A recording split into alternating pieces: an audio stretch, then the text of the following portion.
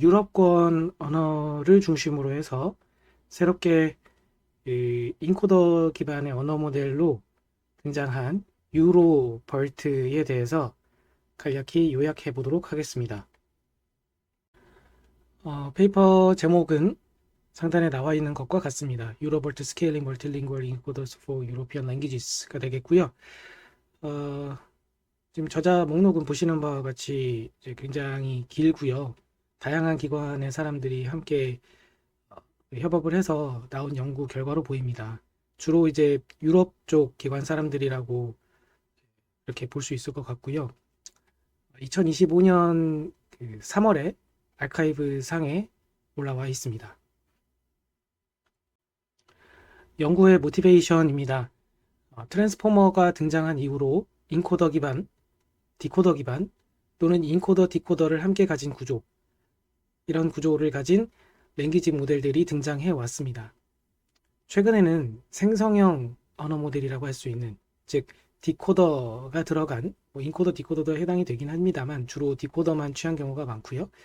그래서 디코더 기반의 언어 모델에 대한 연구들이 주류를 이루고 있다고 할 수 있습니다.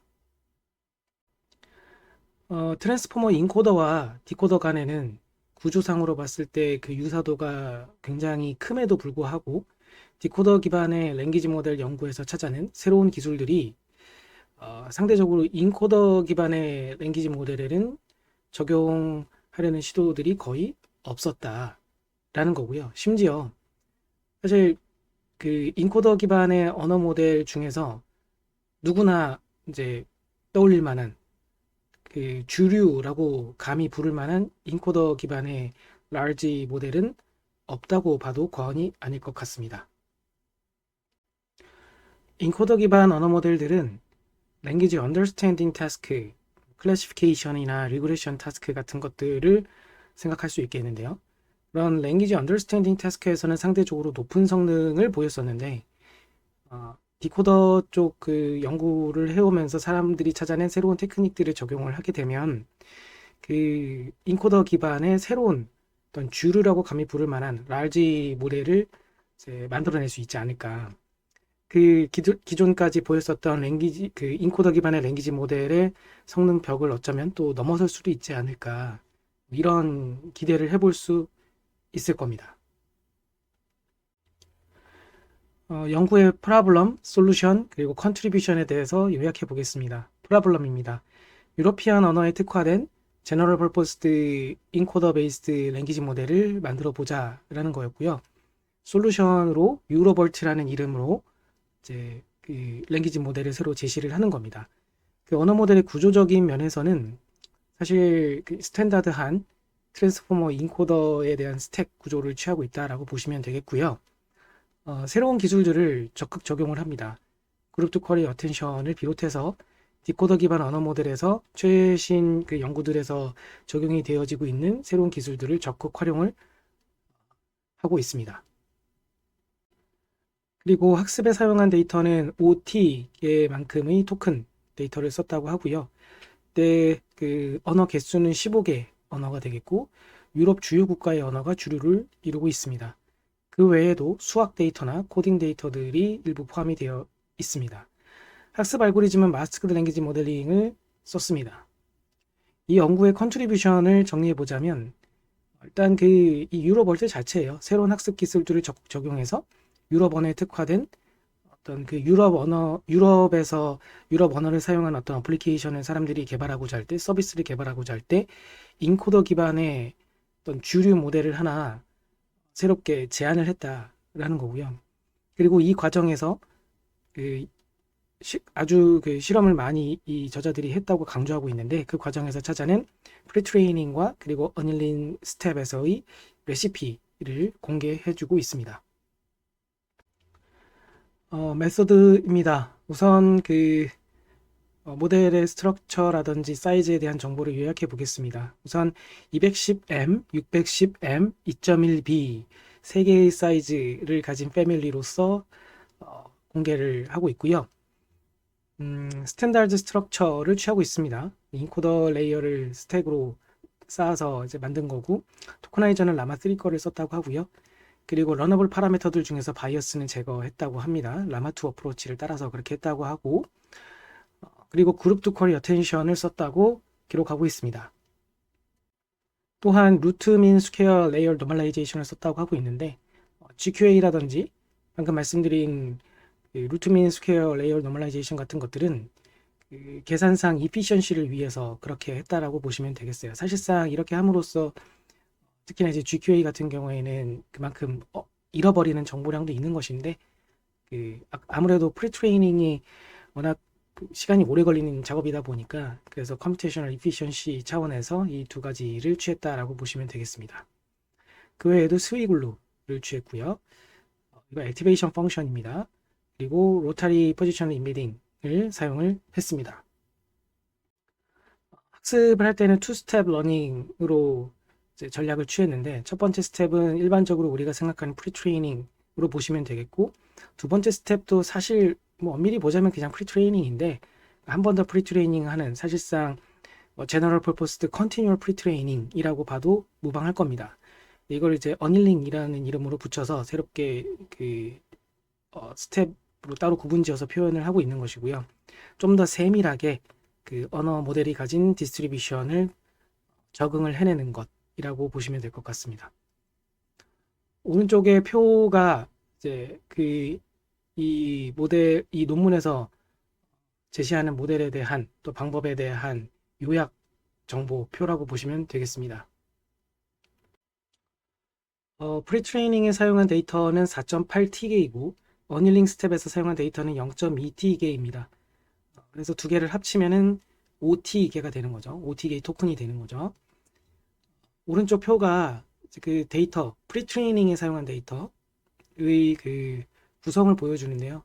어디에서 가져온 것인지가 소스 칼럼에서 표기가 되고 있고, 그리고 어떤 데이터인지 그 소분류가 여기 나와 있고요. 분류가 여기 나와 있는 것이고, 그리고 몇 개의 토큰인지에 대해서 나와 있고, 그 다음에 이제 그 비율을 표기해주고 있습니다. 그래서 언어 개수를 이제 세보면은 15개 언어라는 것을 알 수가 있고, 여기 이렇게 양쪽 화살표로 해서 언어들이 표기가 되어 있는 이 데이터셋들은 트랜슬레이션 페어 데이터셋이라고 보시면 되겠습니다. 이런 데이터를 쓸 때에는 패럴렐 셉이라고 하는 스페셜 토큰을 사용을 했다라고 이야기하고 있는데요. 이런 부분들은 뭐 부연 디테일에 대한 부분이라 좀 마이너한 포인트라고 보시면 될 것 같고, 그 다음에 프로그래밍 랭귀지들이 많이 여기 등장하고 있는데, 이 코드 데이터도 썼다고 제가 아까 말씀을 드렸죠. 프로그래밍 랭귀지 가짓수가 38가지다 라고 소개하고 있습니다. 그리고 어닐링 스텝에서 사용하는 데이터의 경우에는 좀 퀄러파이드 셋으로 데이터 셀렉션을 했다고 그래요. 그러니까 그냥 데이터를 무작정 쓴 것이 아니라 기존에 다른 연구에서 제시가 됐었던 유로 LLM이라는 게 있었는데, 그 유로 LLM 분류기를 사용을 해가지고 프리트레이닝에서 미사용됐던 데이터에 대해서 그 4가지 퀄러티 레벨로 분류 작업을 먼저 수행했다고 합니다. 그래서 뭐 예를 들어서 제일 로우 레벨의 퀄러티가 있을 거고, 또 제일 하이에스트 레벨의 퀄러티가 있겠죠. 그래서 총 4가지 레벨로 이것들을 분류를 해내고, 거기서 최소 3단계 이상, 그는 4단계가 제일 좋은 거라고 치면은 4단계가 여기 하이 퀄러티인 거고, 그 바로 아래 단계가 3단계라고 했을 때 여기 그걸 미디엄이라고 표기한 거고요. 그래서 3단계 그리고 4단계 레벨에 해당되는 데이터를 사용을 해서 어닐링 스텝을 수행을 했다라고 보시면 되겠습니다. 학습 레시피, 주요 레시피입니다. 오른쪽에 표로 좀 디테일한 것들은 나와 있는데요. 왼쪽 꼭지로 되어 있는 거를 보시면 로타리 포지션 인베딩을 쓸 때 하이퍼 파라미터로서 그 θ 값을 프리트레이닝 스텝에서는 만으로 하고 어닐링 스텝에서는 25만으로 했다고 소개하고 있습니다. 그리고 인풋 센텐스 랭스의 경우에도 다르게 가져가는데, 프리트레이닝에서는 2048, 그리고 어닐링 스텝에서는 8192라고 보시면 되겠어요. 그래서 이 유로벌트의 인풋 센텐스 인풋 시퀀스 랭스는 8192라고 최종적으로 보시면 되는데, 어닐링 스텝에서는 학습 데이터로 사용이 되는, 어닐링 스텝에서 학습 데이터로 사용이 되는 데이터의 시퀀스 랭스를 12부터 8192까지 다양하게 입력으로 주어서 학습을 진행을 시켰다. 이렇게 해야 성능 향상에 더 좋았다. 그렇게 리포팅을 하고 있습니다. 그리고 마스크드 랭귀지 모델링 알고리즘을 사용을 이제 했는데 그때 마스킹 레쇼를 프리트레이닝 스텝에서는 50%, 어닐링 스텝에서는 10%로 했다라고 얘기하고 있습니다. 실험 결과입니다. 타겟 타스크들, 데이터셋들이 오른쪽 표에서 타스크 컬럼에 쭉 나열이 되어 있고요. 제일 위에 있는 요 그룹이, 타스크 그룹이 시퀀스 클래시피케이션, 그러니까 분류 타스크라고 보시면 되고, 여기가 리그레션 타스크, 그리고 맨 아래쪽에 있는 덩어리가 인포메이션 리트리벌, 그러니까 검색에 해당이 되는 타스크들이라고 보시면 되겠습니다. 이때 이 세 가지 그룹에 대한 각각의 매트릭을 여기 표기를 제가 해놨는데요. Accuracy, Spearman Rank Correlation, 그리고 NDCG 10이라고 보시면 되겠습니다. 이 매트릭에 대한 자세한 정보는 따로 별도의 자료를 찾아보시면 될 것 같습니다. 파인 튜닝 과정입니다. 퀄리피케이션 타스크를 중심으로 먼저 논문에서는 설명을 해주고 있고요. 이때 트레이닝 스텝 횟수는 10,000번, 웜업 스텝 레쇼를 이제 10%로 했다고 하고 있고요. 로슨 크로스 엔트로피, 얼리 스타핑을 썼고 리니어 러닝 레이트 디케이를 썼다고 소개하고 있어요.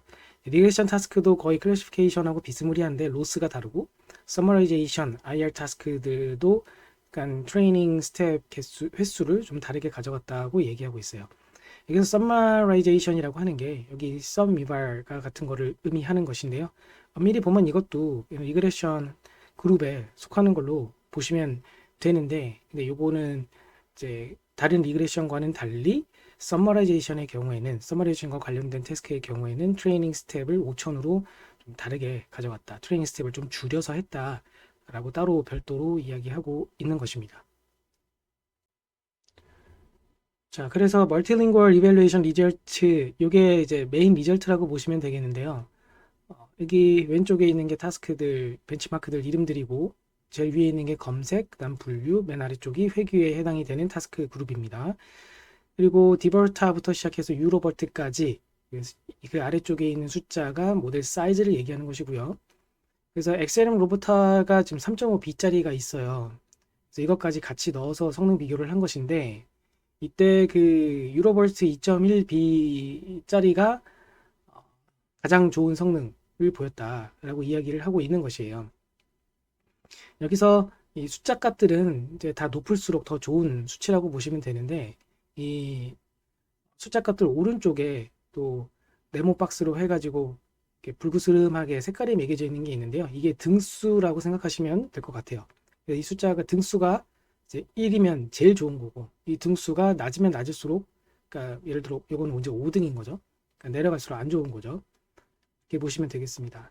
그래서 1등에 가까우면 가까울수록 더 색깔을 진하게 표기를 하고 있는데, 전반적으로 봤을 때 XLM 로보타 3.5B가 꽤 괜찮게 지금 성능을 보이는 것을 알 수 있고, 또 유로볼트 2.1B가 사실 가장 좋게 성능이 나왔다라고 강조하고 있습니다. 같은 비슷한 그 체급에 해당되는 것들 사이에서는 압도적으로 좋다, 그런 식으로 좀 강조하고 있는데요. 예를 들어 유로볼트 610M짜리가 XLM 로보타 560M보다 훨씬 나은 모습을 보였다. 특히 검색 타스크에서 강세를 보였다 라고 이야기를 하고 있어요.